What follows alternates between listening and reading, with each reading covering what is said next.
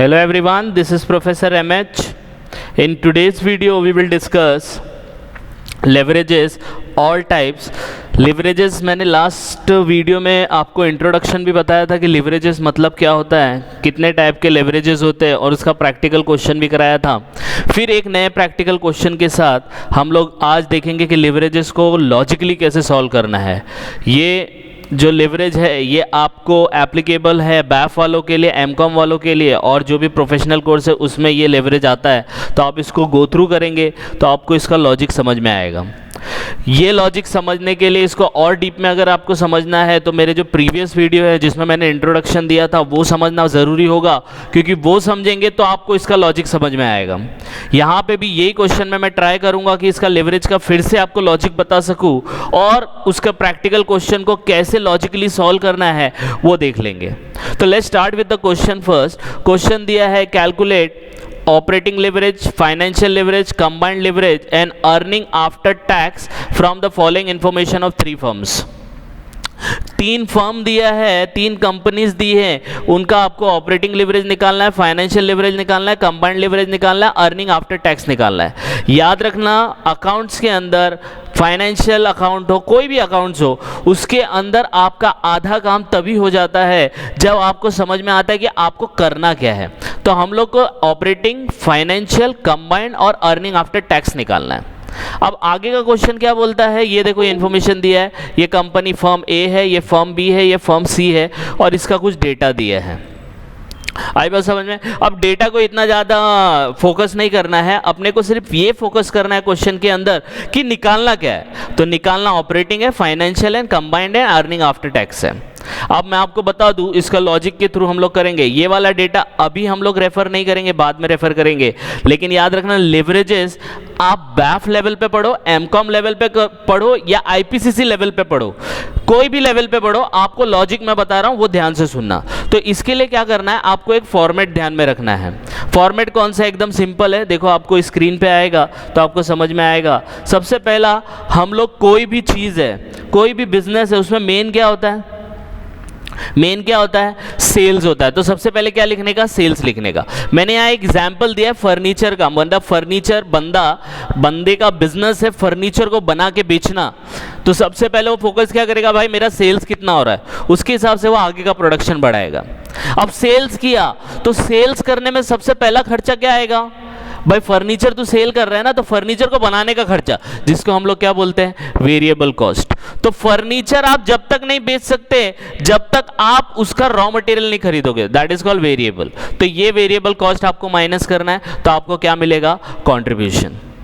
ठीक है, ये लास्ट वीडियो में भी जब इंट्रोडक्शन हुआ था वहां पे भी एक्सप्लेन किया, वहां पे भी समझ लो, यहां पे मैंने और अच्छे से एक्सप्लेन किया है तो यहां पे और समझ में आएगा। तो जैसे ही वो बंदे ने अपना सेल्स किया, वो सबसे पहला देखेगा कि फर्नीचर का सेल्स हुआ जो डिपेंड होता है रॉ मटेरियल पे, और वो रॉ मटेरियल क्या है? टिम्बर है। तो उस वेरिएबल कॉस्ट को हम लोग माइनस करेंगे। डीप में नहीं बता रहा हूं, यहाँ पे आपको एक लॉजिक के थ्रू बता रहा हूं। कंट्रीब्यूशन आएगा तो वेरिएबल माइनस किया। अब क्या माइनस करने का? आपने फर्नीचर बेचा, उसके लिए रॉ मटेरियल खरीदा।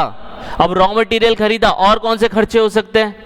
तो ये फर्नीचर को कहीं ना कहीं तो बनाया होगा ना, तो कोई फैक्ट्री में बनाया होगा, तो उसका फिक्स्ड एक्सपेंस होगा, जैसे कि रेंट, इलेक्ट्रिसिटी, वो सब आएगा। फिर उसके बाद जो आएगा दैट इज अर्निंग बिफोर, हम लोग इसको बोल सकते हैं profit before interest and tax. ये दो खर्चे को अलग से दिखाना। खर्चा ये अपनी लायबिलिटी होती है, ये लायबिलिटी को अलग से दिखाना। तो सबसे पहला सेल्स किया, सेल्स किसके ऊपर डिपेंड होता है? रॉ मटेरियल पे, जिसको वेरिएबल को बोलते हैं। वेरिएबल माइनस किया, कंट्रीब्यूशन आया, कंट्रीब्यूशन में से आप फिक्स माइनस करोगे तो आपको मिलेगा profit before interest and tax. कोई भी बिजनेस हो, अरे भाई कोई भी बिजनेस हो, आपको यही फॉर्मेट फॉलो करना है। सेल्स में से वेरिएबल माइनस करेंगे तो कंट्रीब्यूशन आएगा, कंट्रीब्यूशन में से fix, earning before interest and tax. और जैसे ही ये बिफोर वर्ड आता ना, इंटरेस्ट एंड टैक्स, तो एक एक करके माइनस करो। इंटरेस्ट कौन सा? लोन लिया होगा उसके ऊपर आपको माइनस करना पड़ेगा, तो आपको आएगा अर्निंग बिफोर टैक्स। तो बिफोर टैक्स इंटरेस्ट माइनस हो गया, तो टैक्स है तो टैक्स माइनस करो, जो कि हम लोग को गवर्नमेंट को पे करना है, तो आपको आएगा अर्निंग आफ्टर टैक्स। ये अर्निंग आफ्टर टैक्स कौन एंजॉय करेगा? अब ये एंजॉय करेंगे ओनर। कौन एंजॉय करेगा इसको? ओनर एंजॉय करेगा। आ रही है बात समझ में? तो ये सीक्वेंस आप देखो, सीक्वेंस समझ गए ना तो लिवरेज आपका इजीली हो जाएगा। तो यहाँ पे हम लोग ने देखा सेल्स में से आपने वेरिएबल माइनस किया, कंट्रीब्यूशन आया, कंट्रीब्यूशन में से आपने फिक्स कॉस्ट माइनस किया तो आपको मिला earning before interest and tax. Interest and tax में से एक एक करके इंटरेस्ट माइनस किया, फिर आपने टैक्स माइनस किया तो आपको मिला अर्निंग आफ्टर टैक्स। ये जो टैक्स के बाद का अर्निंग है इसको हम लोग बोलते हैं profit enjoyed bye owner. Owner enjoy करेगा। अब ओनर कितने होते हैं? दो टाइप के ओनर होते हैं। कौन कौन से ओनर होते हैं? एक मेन ओनर होता है और एक को ओनर होता है। तो इसके लिए आपको याद रखना है इक्विटी शेयर होल्डर और प्रेफरेंस शेयर होल्डर। तो इसके बाद अर्निंग आफ्टर टैक्स के बाद आपको क्या माइनस करना पड़ेगा?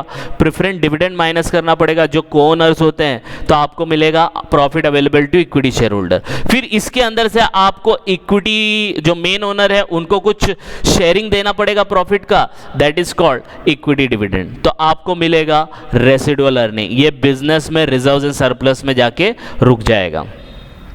तो ये फॉर्मेट हर बिजनेस को फॉलो करना पड़ता है। आई बात समझ में? तो अगर आपको ये फॉर्मेट याद हो जाएगा तो आपका लिवरेज जो होगा बहुत आसान हो जाएगा।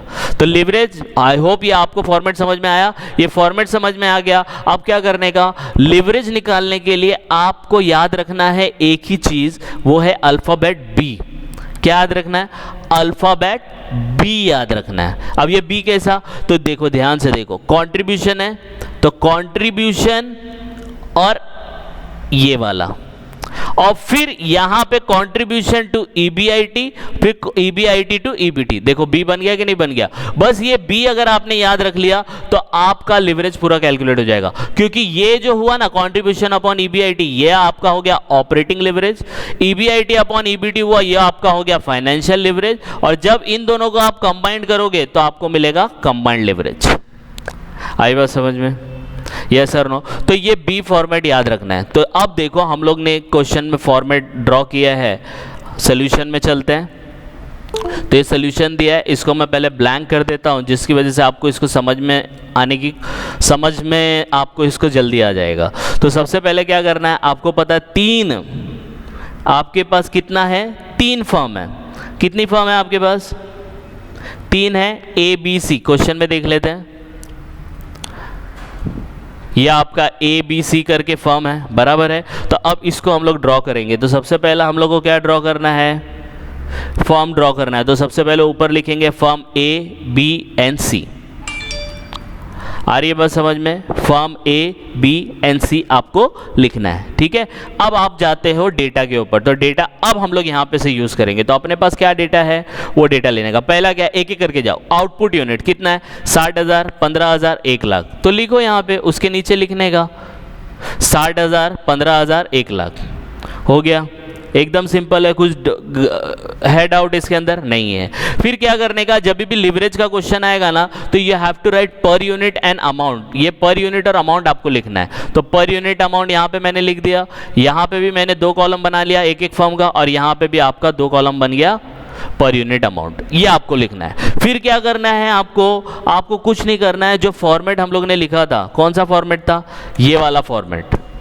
ये फॉर्मेट बच्चा याद रखना है। तो ये फॉर्मेट आपको पूरा का पूरा यहाँ पे कॉपी करना है। तो देखो मैंने यहाँ पे कॉपी किया है पूरा का पूरा फॉर्मेट।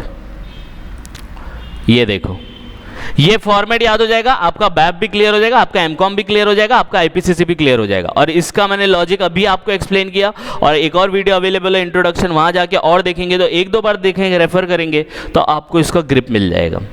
क्लियर है? तो ये सबसे पहला फॉर्म, उसका जो डिटेल है पर यूनिट अमाउंट लिखने का और पूरा फॉर्मेट ड्रॉ कर लेने का। ये हो गया आपका। अब क्या क्या इंफॉर्मेशन दिया है क्वेश्चन के अंदर वो चेक कर लेते हैं। तो क्या इंफॉर्मेशन दिया है? पहला हमारे पास था क्वेश्चन पे, ये हम लोग ने यूज कर लिया है। तो यूज कर लिया तो हो गया। अब क्या बोला है? Total operating cost. अब टोटल ऑपरेटिंग कॉस्ट आपके यहां पे कहीं पे भी नहीं दिया। देखो कहीं दिया है क्या ऑपरेटिंग कॉस्ट? नहीं दिया है तो छोड़ देने का, इसको स्टार करके रखो, जब बाद में देखेंगे। अब देखो क्या दिया है? Variable cost per unit as a percentage of sales. Variable जो कॉस्ट है वो परसेंटेज ऑफ सेल्स, मतलब वेरिएबल कॉस्ट जो है यहां पे दिया है। देखो दिया है कि नहीं दिया है? ये सेल्स का कितना है? परसेंटेज दिया है। दिया है कि नहीं दिया है? तो ये जो 33%, 30%, 20% ये किसका निकलेगा? सेल्स का निकलेगा। लेकिन अपने पास तो सेल्स भी नहीं है ना, तो एज ऑफ ना इसको भी हम लोग स्टार करके रखेंगे, बाद में यूज करेंगे। फिर देखो ये बोरोड कैपिटल आया, बोरोड कैपिटल भी यहाँ पे कुछ इंफॉर्मेशन बराबर दिया नहीं है तो छोड़ देने का। फिर क्या दिया है? सेलिंग प्राइस पर यूनिट दिया है, देखो 6 रुपया। अब देखो सेलिंग प्राइस, सेल्स आ गया, पर यूनिट आ गया, तो यहाँ पे देखो सेल्स दिया है और यहाँ पे देखो पर यूनिट। तो पर यूनिट कितना दिया है? 6 रुपया, 50 रुपया, 1 रुपया। तो मैं तीनों जगह लिख दूंगा 6 रुपीज, 50 रुपीज, 1 रुपीज। आ रही है बात समझ में? ये समझा? 6 रुपया, 50 रुपया, 1 रुपया, ये यहाँ से हम लोग ने कॉपी कर लिया है। तो हम लोग ने एक चीज़ ये यूज़ कर ली, दूसरी चीज़ ये यूज़ कर ली। नेक्स्ट क्या दिया है? Tax rate. तो देखो टैक्स इधर पे दिया है तो हम लोग यहाँ पे लिख लेंगे क्या? 40%। जब यूज़ होगा जब देखेंगे। तो हम लोग ने ये 3 चीज़ यूज़ कर ली। अब देखो हम लोग के पास सिर्फ एक ही डेटा है, अब इससे कैसे फिल करने का? तो हम लोग के पास क्या था? अब ये 3 चीज़ बची है, बची कि नहीं बची है? इसके अंदर देखो एक वेरिएबल कॉस्ट डायरेक्टली दिया है, तो वेरिएबल कॉस्ट कितना दिया है? परसेंटेज ऑफ सेल्स, सेल्स का 33.33, 30 और 20%। तो ये जो वेरिएबल कॉस्ट आपका दिया है वो कितना दिया है? वो यहाँ पे दिया है 33.33%, यहाँ पे दिया है 30%, यहाँ पे दिया है 20%। यही दिया है, दिया है कि नहीं दिया है? तो सेल्स कितना है? 6 है, तो 6 का 33% निकालो ना। ये देखो निकाल, 6 का 33.33%, तो कितना आ जाएगा? कैलकुलेट करेंगे तो 2 आ जाएगा। 50 का 30% कितना आएगा? तो देखो 50 का 30% तो कितना आएगा? कैलकुलेट करके आप कैलकुलेटर पे निकाल सकते हो, तो आएगा 15। 1 रुपये का 20% कितना आएगा? तो 1 रुपये का 20% देखो यहाँ पे दिया है, तो 1 रुपये का 20% 0.2 आएगा। जब सेल्स मिल गया, वेरिएबल मिल गया, तो दोनों को माइनस करो, तो 6 में से 2 गया, कितना बचा? 4 बचा। 50 में से 15 गया तो कितना बचा? 35 बचा। 1 में से 0.2 गया तो कितना बचा? 0.8। ये राउंड फिगर हो गया, लेकिन हम लोग इसको माइनस कर देंगे। 1 माइनस 0.2 तो 0.8 आएगा। इसको मैं बड़ा कर देता हूँ, ये देखो, ठीक है। ये एक्सेल है तो इसके अंदर वो राउंड फिगर ले लेता है, आप प्रैक्टिकल करेंगे तो आपको समझ में आएगा। समझ में आया? अब जब ये इन्फॉर्मेशन, इसको मैं हाइड कर लेता हूँ क्योंकि इससे कन्फ्यूजन हो जाएगा। ये डेटा आ गया आपके पास, आया कि नहीं आया?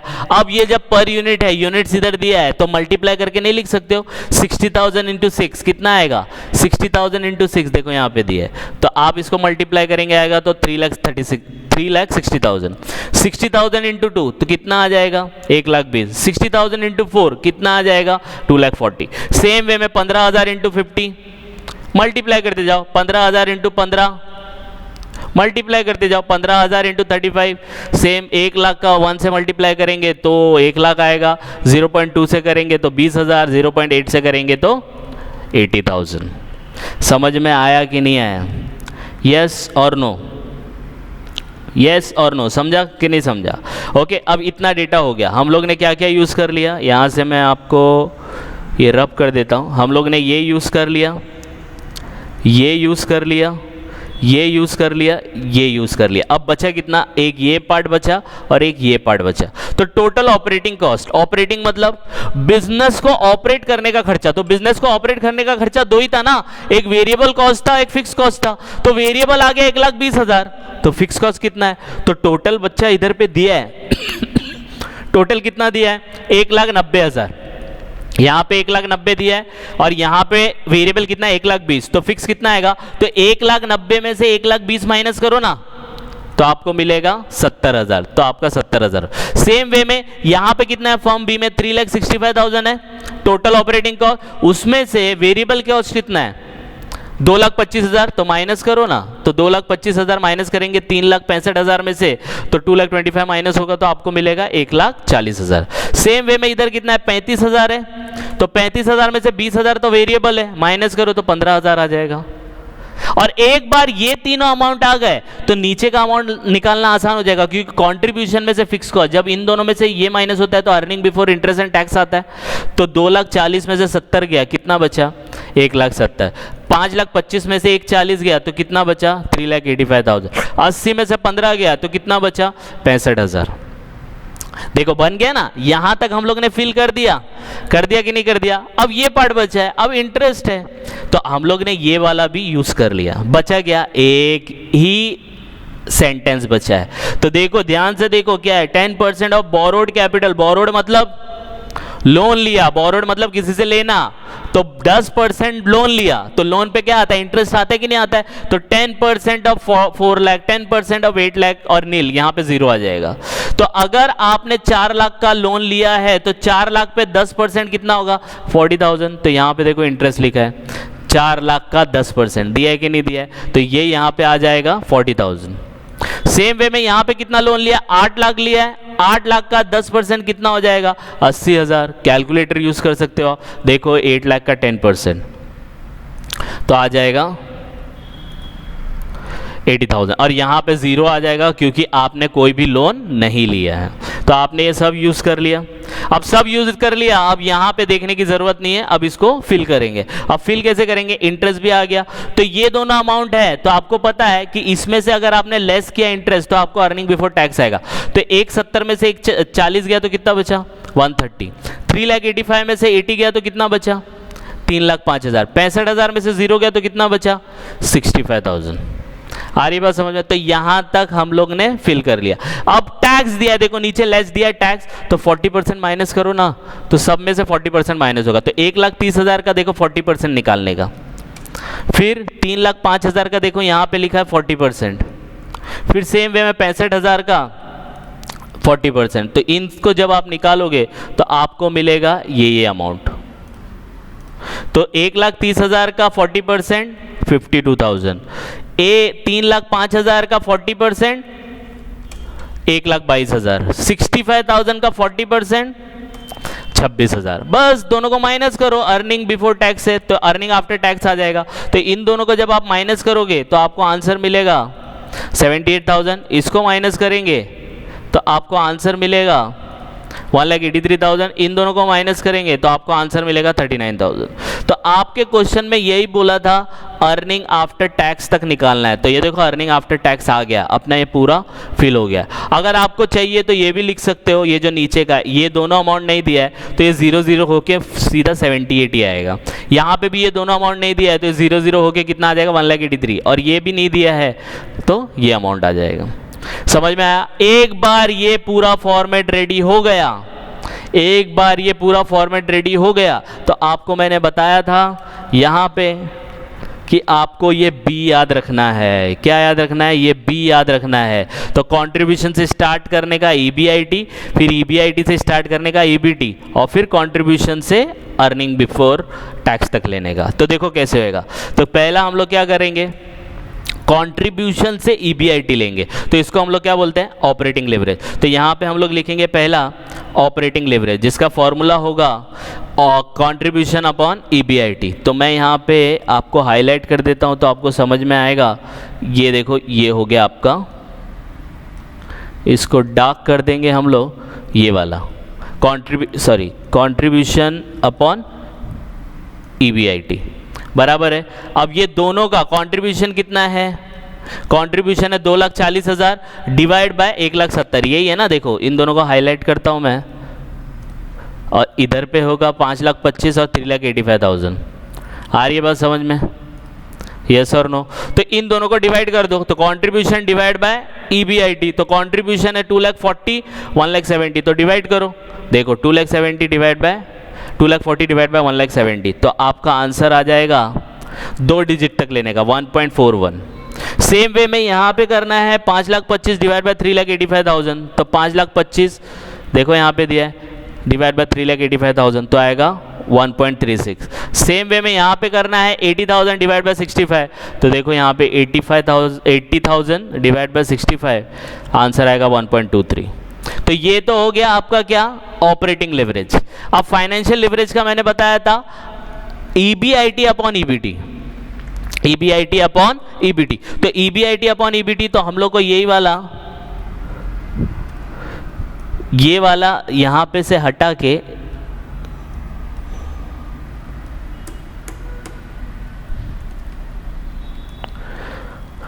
ये बनेगा कुछ इस तरीके से। तो तो इसको मैं अलग कलर दे देता हूँ तो आपको समझ में आ जाएगा। ये ग्रीन हो गया, तो ये हो गया बी का दूसरा पार्ट, EBIT अपॉन EBT। तो ये वाला एक हो गया और एक, तो इसको मैं अलग कलर हाईलाइट करता हूँ तो आपको समझ में आएगा 3,05,000 और 65,000। ठीक है, तो अब हम इन दोनों को डिवाइड करेंगे, 1,70,000 डिवाइड बाय, तो नेक्स्ट लिखेंगे फाइनेंशियल लिवरेज और उसके नीचे फॉर्मूला क्या आ जाएगा, EBIT अपॉन EBT। तो EBIT अपॉन EBT लिख दिया, तो EBIT है 1,70,000, 3,85,000, 65 और EBT कितना है 1,30,000, 3,05,000, 65। इन दोनों को डिवाइड करते जाओ, डिवाइड करते जाओ, डिवाइड करते जाओ, तो ये आ जाएगा। तो देखो यहाँ पे 1,70,000 डिवाइड बाय 1,30,000 इधर दिया है, फिर दूसरे में क्या है 3,85,000 डिवाइड बाय 3,05,000, ये देखो इधर दिया है, फिर क्या दिया है 65 डिवाइड बाय 65, तो 1 आएगा। सेम वे में आपको लास्ट वाला निकालना है कंबाइंड लिवरेज। तो कंबाइंड लिवरेज का मैंने आपको बताया था फॉर्मूला यहाँ पे कि कंबाइंड लिवरेज में आपको कंट्रीब्यूशन अपॉन EBT, क्योंकि B बनाना है ना, तो B का ये वाला पार्ट हो गया, ये वाला पार्ट हो गया, बस अब ये वाला पार्ट करना है, दैट इज कंबाइंड लिवरेज। तो कंट्रीब्यूशन अपॉन EBT, तो कंट्रीब्यूशन अपॉन EBT लिखो, ये आपका आ गया। या इसका दूसरा आपका शॉर्टकट है ऑपरेटिंग इनटू फाइनेंशियल, इन दोनों को मल्टीप्लाई करेंगे तो भी आंसर आ जाएगा। तो ये ऐसे करके देख लो, तो देखो मैंने वही किया है, ये दोनों को मल्टीप्लाई कर दो आंसर आ जाएगा, ये दोनों को मल्टीप्लाई कर दो आंसर आ जाएगा। तो ऐसा क्वेश्चन 15 मार्क के लिए आता है। तो आई होप आपको ये समझ में आया होगा, थोड़ा लॉजिक से आपको एक्सप्लेन किया है। ऐसे ही एग्जाम में अगर आया तो आपको ऐसे ही इसको सॉल्व करना है। क्लियर है, यस और नो? तो प्लीज़ आप इसको गो थ्रू करो, ये वाले फॉर्मेट को गो थ्रू करो। कुछ डाउट आएगा तो आप लोग सजेशन दे सकते हैं, जिससे हम लोग आने वाली वीडियो में उस तरीके का इंप्रूवमेंट कर सके। तो by the time just go through it, कुछ डाउट आएगा तो please comment and please like and subscribe for more videos. Thank you.